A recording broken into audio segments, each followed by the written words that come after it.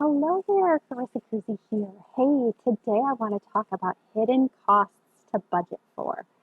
So, the big scary B word, budget. So, within that, there's some things that I have learned over the years that kind of surprise brides last minute. And so, I want to make sure that you've got these accounted for in your budget. So there's kind of a list here that I'm going to kind of read through. So if you want to grab your paper and pen and make sure you jot these down. The first one is any delivery and pickup fees. So delivery and pickup fees kind of are, if you have rentals or things like that, chairs, things along those lines, there might be some additional fees that add up. And then if you have any setup and pack down fees, so if there's anything from a setup standpoint, maybe if your venue has any hidden fees that they didn't disclose, um, that's always something to kind of take into account. Wedding insurance, that is something that you might want to look into, especially with the coronavirus pandemic and things like that. Wedding insurance is a great option and usually not too costly, so that just might be something that you want to look into.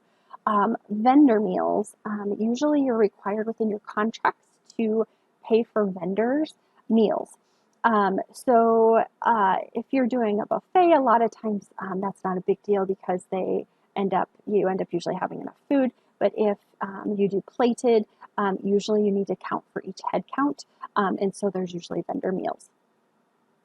Bachelorette parties is usually another, cost that usually have some expenses with regards to those, unless you have unless for some reason, somebody's picking up the tab for those. Thank you gifts for your parents. Usually you'll do that. And for the wedding party, you'll usually get them a thank you gift.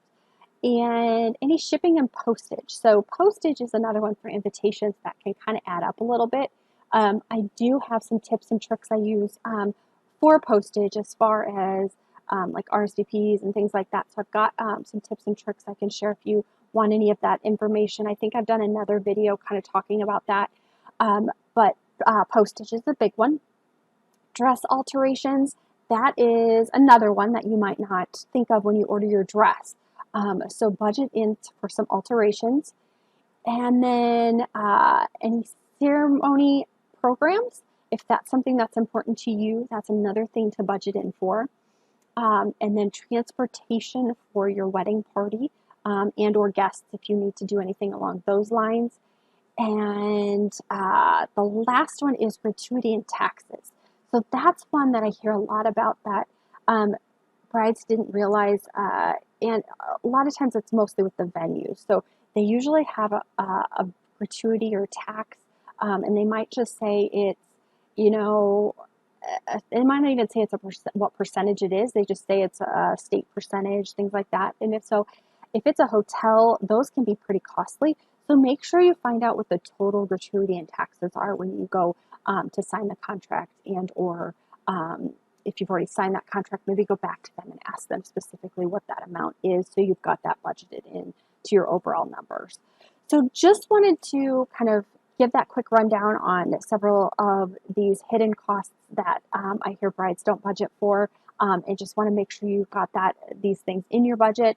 They might not all pertain to you, but some of them might, and so just want to make sure you have that info.